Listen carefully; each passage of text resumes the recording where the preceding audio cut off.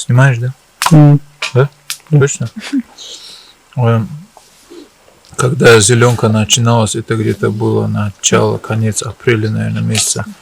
Мы с братьями сидели, шутили, дуа делали Аллаху, думали хотя бы 5 кафиров убить за сезон. Вот сейчас уже октябрь, да, середина, конец октября, зеленка тоже заканчивается. И мы договорились здесь хотя бы 5 кафиров убить за сезон. Альхамдулилля, где-то 4 раза, наверное, больше убили.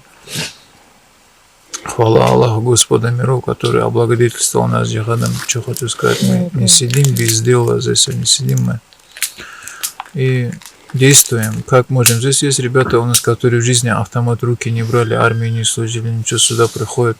Когда не автомат чистить начинает, мы шарахаемся, боимся, думаем, да Аллах там стрельнет, что-то кого-то случайно попадет.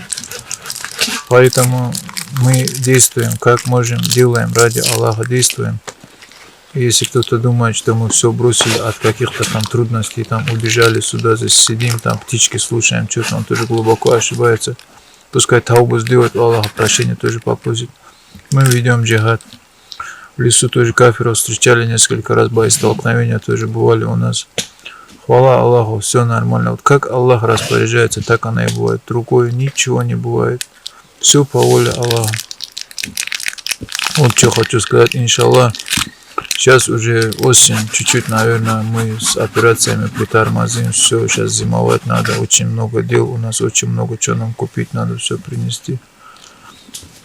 Что Аллаху угодно, если будет зеленка начнется, начнем действовать по новой. Тоже сидите в тепле, оденьтесь потеплее, дуа делайте за нас, иншаллах, зиму перезимуем, если Аллаху угодно будет, летом начнем опять. Салам алейкум ва рахматуллахи ва баракату.